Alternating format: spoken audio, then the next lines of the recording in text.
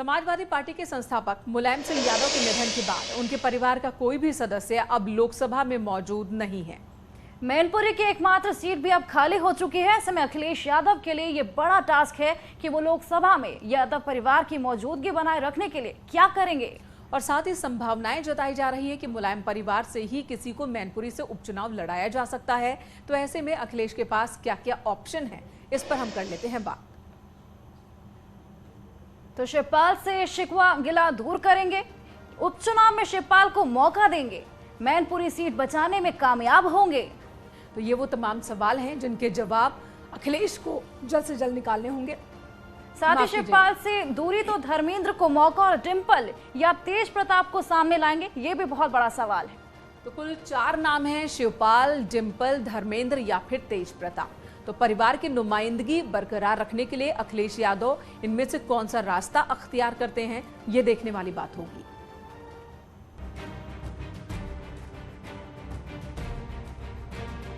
Samajwadi party के संस्थापक मुलायम सिंह यादव अनंत यात्रा पर निकल गए और अपने पीछे वो बड़ी राजनीतिक विरासत छोड़ गए, जिसके लिए अब महाभारत असंभव नहीं।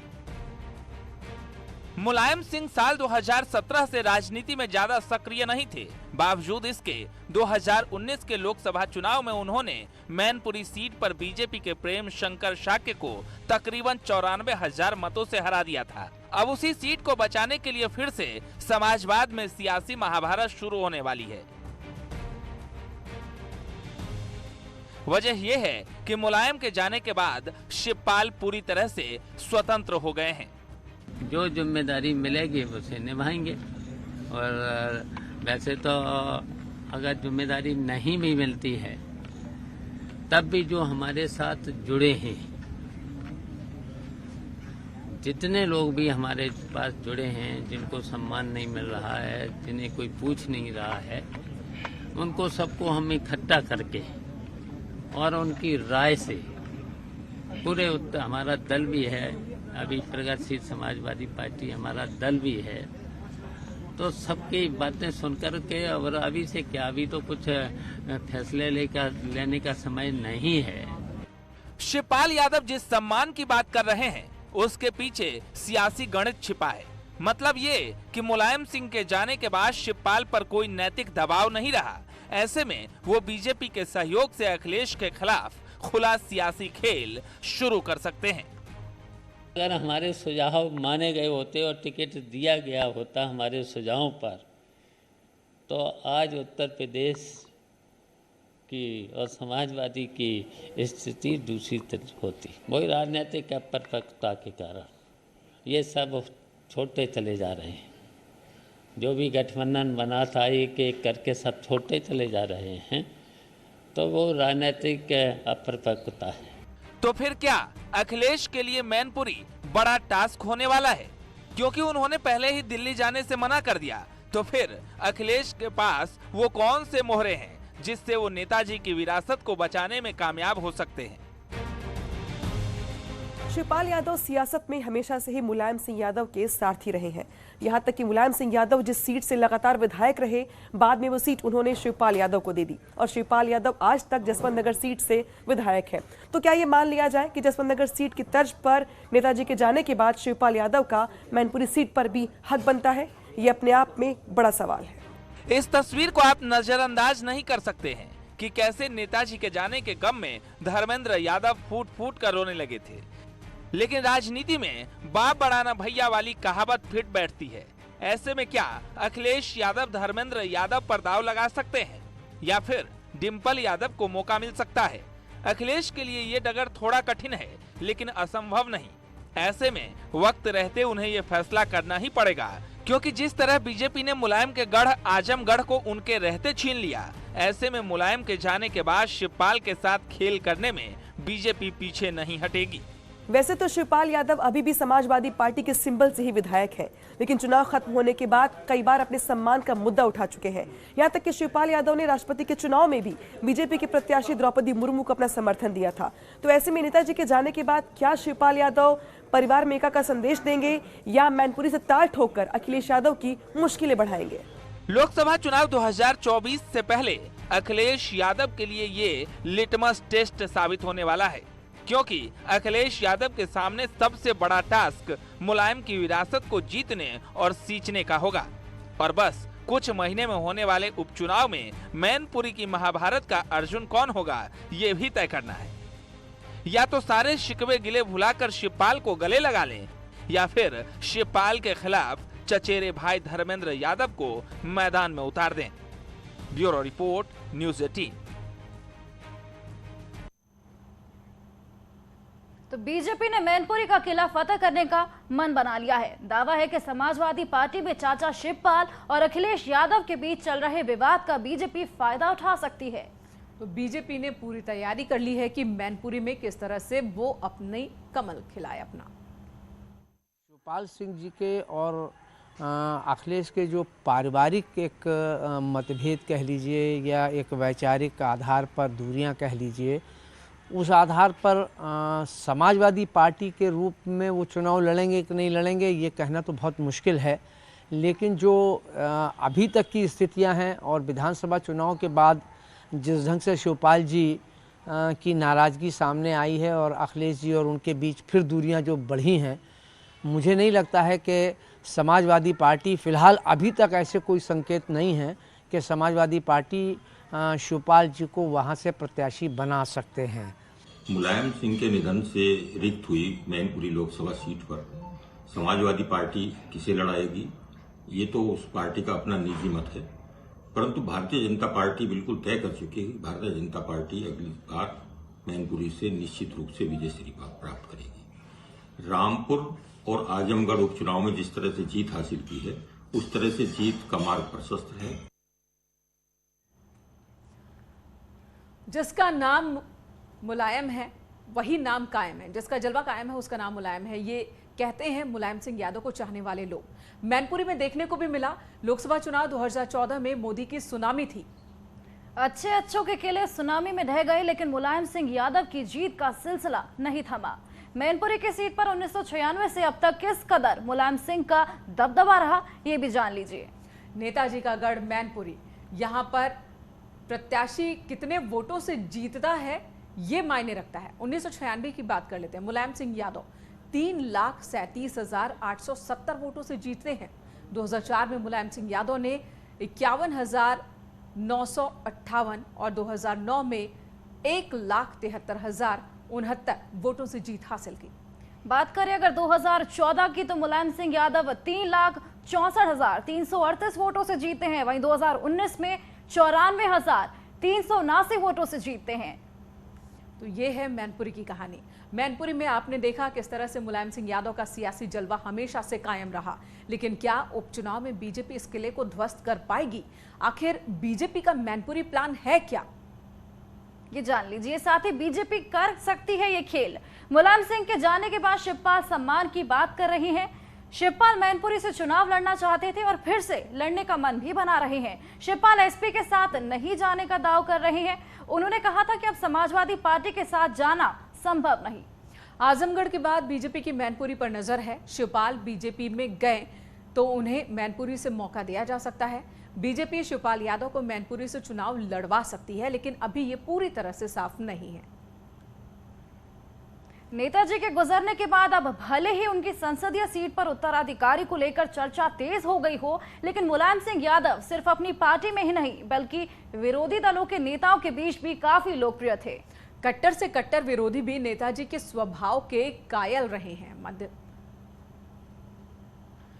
प्रदेश में बीजेपी के विधायक शिशुपाल यादव तो नेताजी को याद कर मंच पर ही फपक कर रो पड़े। दरअसल निवाड़ी में नेताजी की श्रद्धांजलि सभा रखी गई थी। शिशुपाल यादव इसी सभा में बोल रहे थे। और आज मैं जहां पर भी हूं उसमें नेताजी का अमिट आशीर्वाद है, जिसको मैं विस्मृत नहीं कर सकता।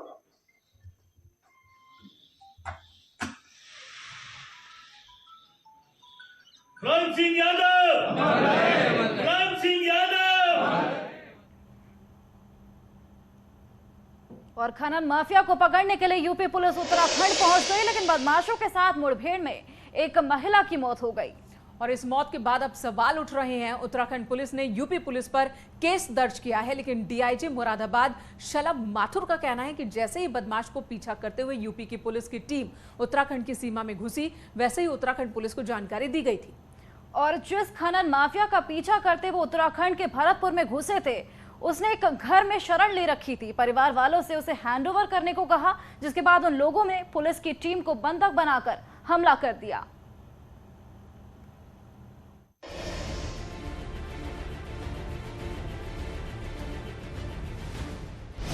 महिला की मौत, कौन कसूरवार?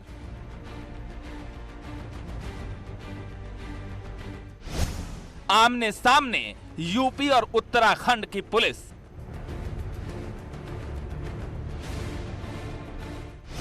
उत्तराखंड के भरतपुर में यूपी पुलिस की टूटी ये गाड़ियां लोगों के उबलते गुस्से का सबूत है। गुस्सा इसलिए क्योंकि उत्तराखंड सीमा में यूपी पुलिस और बदमाशों के बीच मुठभेड़ में एक महिला की मौत हो गई। 6 बजे के करीब कुछ 10-12 लोग घर पे आ गए, हाथों में हथियार पकड़े हुए थे और अपने आप को जब उन्हें बात की, उनके साथ विरोध किया कि ऊपर क्यों आए हो, तुम्हारे साथ कोई कह रहे कि हम पुलिस वाले। हमने कहा पुलिस वाले हो तो लेडीज़ पुलिस कहाँ है तुम्हारे साथ, हुंडा पुलिस कहाँ है, लोकल थाने को तो इत्तला करोगे। तो कह रहे नहीं हमें ज़रूरत नहीं है किसी को इत्तला करने की। वो सीधा बदतमीजी चालू कर दी उन्होंने। कुछ लोगों ने बीच में ड्रिंक भी की हुई थी। जब उन्हें बात करते करते मना किया, हम उन 4-5 लोग नीचे भी आ गए, उनसे बात कर रहे थे कि ऐसा ना करो, कि अगर तुम्हें लगता है कि यहाँ पे कोई है तो हम हुंडा पुलिस को बुला लो, आप तलाशी ले लो, ऐसा कुछ नहीं है। तो लेकिन उन्होंने किसी बात पे गौर ही नहीं किया। उतनी देर में ऊपर से आवाज आई कि दीदी को गोली मार दी, दीदी को गोली मार दी। मौत से गुस्साए करीब 400 ग्रामीणों ने कुंडा थाने के सामने 4 लेन जाम कर दिया। घटना के बाद मौके पर उत्तराखंड की पुलिस पहुंची। डीआईजी कुमाऊं रेंज ने यूपी पुलिस की इस कार्रवाई पर कई सवाल खड़े किए और यूपी पुलिस के जवानों पर केस दर्ज करने की बात भी कही। यूपी पुलिस की पूरी लापरवाही है। यूपी पुलिस जो है यहाँ पर एक तो बिना बताए आई, हमको कोई आला अधिकारी को सूचना नहीं, कोई थाने को सूचना नहीं, आके जो है उनको यहाँ का कोई स्थिति का ज्ञान नहीं। और उन्होंने जो है एक तो यहाँ महिलाएं है, ये है, उन्होंने देखना चाहिए कि भाई हम कहाँ जा रहे हैं, रात में आए, अगर आप जो है रेड कर रहे हो तो इस तरीके से रेड नहीं होती। और यहाँ आके जो है इतने सारे जो है, एक तो कोई वर्दी नहीं, कोई आई कार्ड नहीं, कौन पुलिस है क्या है, तो इस तरह से रेड नहीं होती है। ये गलत जो है उन्होंने किया है। घर में घुसे हैं, घर में घुस के उन्होंने फायरिंग किया है यहाँ पर। उस फायरिंग में जो है एक महिला की मृत्यु हुई है, जो कि एक बहुत ही संगीन अपराध है। इस संगीन अपराध में जो है जो ये यूपी पुलिस ने किया है, मुरादाबाद में जो फायरिंग किया है, उनके असले उनकी यहाँ से बरामद हुई है और इसमें मुकदमा दर्ज हुआ। एक मुकदमा दर्ज हुआ, जो है रिकवरी भी हुई है। घटना को लेकर यूपी और उत्तराखंड पुलिस आमने सामने दिखाई दे रही है। उत्तराखंड पुलिस इसे यूपी पुलिस की लापरवाही बता रही है, तो वहीं यूपी पुलिस का कहना है कि अपराधी एक घर में शरण लिए हुआ था, जिसे पुलिस को हैंडओवर करने की अपील की गई, लेकिन पुलिस टीम को बंधक बनाकर उन पर हमला कर दिया गया। हॉट परसुएट का केस था और हम लोगों ने जैसा बताया कि हमारे यहाँ से वांटेड था और यहाँ पर पहले इसने पुलिस टीम के ऊपर यहाँ फायरिंग करी है और बॉर्डर क्रॉस करके उस तरफ भागा था। और इस संदर्भ में ये अवगत कराना है कि निरंतर जैसे ही हम लोग वहाँ पर पहुँचे, यानी हमारी टीम वहाँ पर पहुँची है, तो वहाँ पर कॉल करके बताया गया है, स्थानीय जो एसओजी टीम है उनको भी बताया गया है, फिर उनके द्वारा वापस कॉल भी आया है। और उसके बाद जब वहाँ पर जो घटना स्थल है वहाँ पहुँचे हैं, वहाँ से भी हम लोग की जो एसओजी टीम द्वारा वहाँ की टीम को सूचित किया गया है।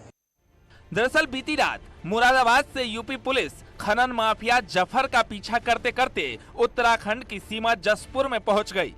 वांटेड पर 50,000 का इनाम था, इसलिए यूपी पुलिस किसी भी हाल में उसे पकड़ना चाहती थी, लेकिन वहां ऐसी घटना हुई कि यूपी पुलिस सवालों में घिर गई। फुटेज में काफी भयंकर चीजें आया है। वो जाते हुए किस किस हालत में गए, कितने लोगों के साथ मारपीट करके गए, कैसे गए करके, वो सारे मैं सबूत लगा के अदालत को दिखाऊंगा ना। आज ही मैं आपके सामने नहीं बोलूंगा ना, काफी सीरियस बात, पर मैं आपको हिंट दे रहा हूँ। मारपीट हुई है, धक्का मुक्की है, बल प्रयोग करते हुए हमारे इससे बाहर गए हैं और वो कहीं नहीं छुपेगा। वो फुटेज सब कुछ हमारे कब्जे में है। हमारे पास बहुत स्ट्रांग एविडेंस है बल प्रयोग करके वो भागने का। वो सारे हम इस एविडेंस में डालेंगे। 302 में बहुत स्ट्रांग केस होगा, बिल्कुल बच नहीं पाएंगे। इस पूरी घटना में यूपी पुलिस के 6 जवान घायल हुए हैं, जिसमें 3 पुलिसकर्मियों को गोली लगी है, जिनका इलाज चल रहा है। लेकिन सवाल यह है कि इस घटना में जान गंवा चुकी जसपुर के ज्येष्ठ ब्लॉक प्रमुख की पत्नी का गुनहगार कौन है। Bureau report, news 18।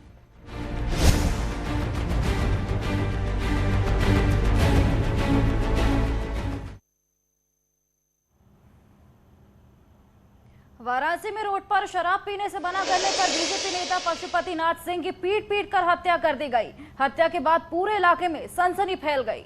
पुलिस ने कार्रवाई करते हुए 5 लोगों को गिरफ्तार किया और साथ ही 10 पुलिस वालों को लापरवाही बरतने के मामले में सस्पेंड किया गया है। लेकिन पशुपति नाथ के बड़े बेटे का आरोप है कि उनके पूरे परिवार की हत्या करने के लिए एक प्लानिंग की गई थी। और क्या है ये पूरा मामला, देखिए ये रिपोर्ट।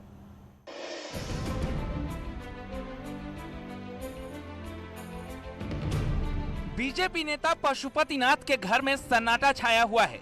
परिवार के ऊपर दुखों का पहाड़ टूट पड़ा है, क्योंकि कुछ मनबढ़ों ने पशुपति नाथ की सिर्फ इसलिए हत्या कर दी कि उन्होंने रोड पर शराब पीने से मना किया था।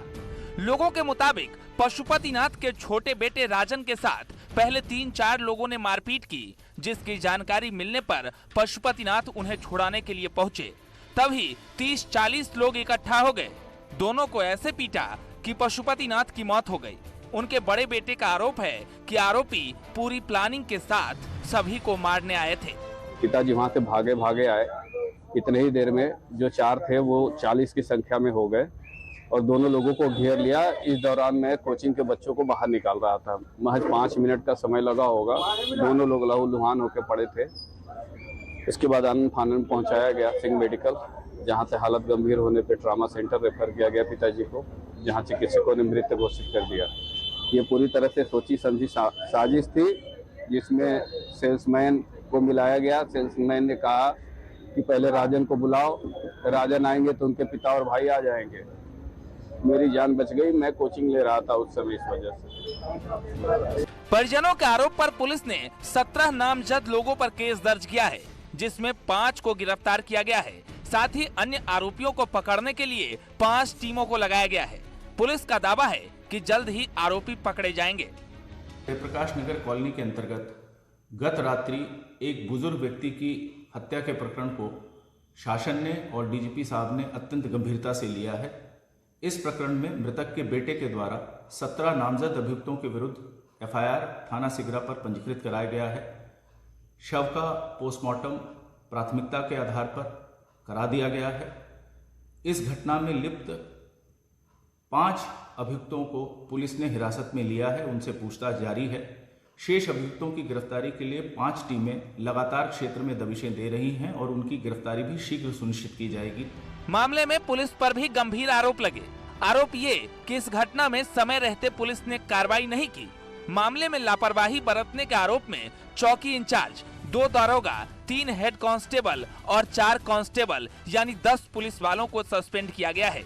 इस घटना को समय रहते असामाजिक तत्वों के ऊपर कार्रवाई न करने के आरोप में चौकी प्रभारी सहित 2 दरोगा, 3 हेड कांस्टेबल और 4 कांस्टेबल्स को तत्काल प्रभाव से निलंबित कर दिया गया है।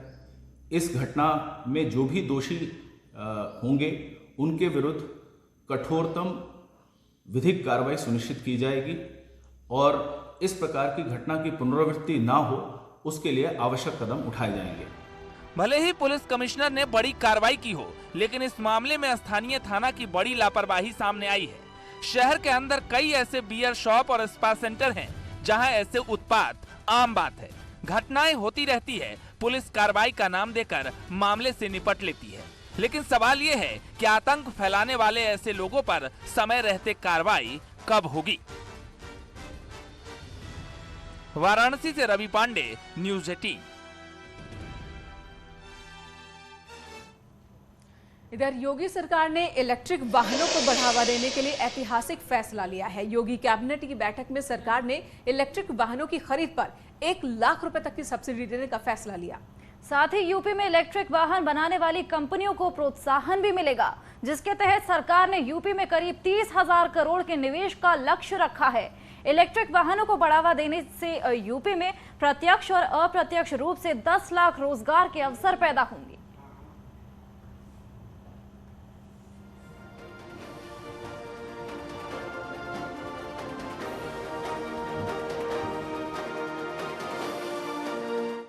आज माननीय योगी आदित्यनाथ जी की अध्यक्षता में जो कैबिनेट की मीटिंग हुई, उसमें जो प्रस्ताव पास हुए, उसमें एक प्रमुख प्रस्ताव है कि उत्तर प्रदेश इलेक्ट्रिक वाहन विनिर्माण एवं गतिशीलता नीति 2022। हम सब जानते हैं कि हम लोग एयर क्वालिटी इंडेक्स जब बढ़ता है उससे प्रभावित होते हैं, साथ साथ आत्मनिर्भर भारत बनाने की दिशा में हम लोग डीजल और पेट्रोल पर हमारा निर्भरता कम हो, इसलिए इलेक्ट्रिक वाहनों को प्रोत्साहन करने के लिए ये नीति विशेष रूप से आज लाई गई है। इसके जो प्रमुख बिंदु हैं उसमें खास तौर से अगर आप दुपहिया वाहन खरीदेंगे या तिपहिया वाहन खरीदेंगे या चौपहिया वाहन खरीदेंगे, उसके लिए आप लोगों को चार्जिंग स्टेशन पे भी सब्सिडी है, स्वीपिंग स्टेशन पर भी सब्सिडी है, और जहां तक स्कूटर मोटरसाइकिल खरीदने के ऊपर जो हमारा इस समय हमने प्रस्तावित किया है, जो आज पास हुआ है, इसमें 5,000 रुपए दुपहिया वाहन के ऊपर सब्सिडी है, तिपहिया पर 12,000, 4 व्हीलर पर 1 लाख रुपए तक और 20 लाख रुपए तक बसों पर, जो निजी बसें हैं उसको खरीदने के लिए। तो ये अपने आप में एक बहुत ही आकर्षक मैं समझता हूं कि नीति आई है। तो अब आपको बताते हैं योगी सरकार की 3D इलेक्ट्रिक वाहन नीति में क्या है। यूपी में 3D इलेक्ट्रिक वाहन नीति में इलेक्ट्रिक कार खरीदने पर 1 लाख रुपए तक की छूट है। वहीं इलेक्ट्रिक वाहन बनाने को भी प्रोत्साहित किया जाएगा, इसकी भी व्यवस्था की गई है। साथ ही चार्जिंग स्टेशन स्थापित करने वालों को रियायत मिलेगी। 1 लाख रुपए तक की छूट इलेक्ट्रिक वाहनों की खरीद पर रखी गई है। पहले 2 लाख 2 व्हीलर खरीदने पर थी 5,000 रुपए और पहले 50,000 जो 3 व्हीलर्स बिकेंगे उन पर 12,000 रुपए की सब्सिडी खरीदने वालों को मिलेगी। साथ ही पहले 25,000 कार खरीदने पर 1 लाख रुपए की छूट है और पहले 400 बस खरीदने वालों को 20 लाख रुपए तक की सब्सिडी मिलेगी। चलिए अब आपको बता देते हैं कि रजिस्ट्रेशन पर क्या कुछ ऑफर हैं। तो इसमें इलेक्ट्रिक कार के साथ सीएम योगी जो है उन्होंने ये पूरी नीतियां निकाली हैं। पहले 3 साल तक रजिस्ट्रेशन मुफ्त और पहले 3 साल तक रोड टैक्स भी नहीं देना होगा। और वहीं अगर आप यूपी में बने वाहनों को खरीदते हैं तो 5 साल तक के लिए ये दोनों छूट रहेगी। इधर रिलायंस इंडस्ट्रीज के चेयरमैन मुकेश अंबानी हर साल की तरह इस बार भी बद्रीनाथ धाम के दर्शन को पहुंचे। मुकेश अंबानी ने भगवान बद्री विशाल की विशेष पूजा अर्चना की और देश और दुनिया की खुशहाली की प्रार्थना की। इस दौरान बद्रीनाथ केदारनाथ मंदिर समिति के उपाध्यक्ष किशोर पवार ने उनका स्वागत किया और आम श्रद्धालु की भांति मुकेश अंबानी ने भगवान नारायण के दर्शन किए। वहीं बद्रीनाथ धाम दर्शन करने के बाद मुकेश अंबानी केदारनाथ धाम पहुंचे और वहां पर भी उन्होंने पूजन किया। इसके साथ ही मुकेश अंबानी ने बद्रीनाथ केदारनाथ मंदिर समिति को 5 करोड़ रुपए का दान भी दिया।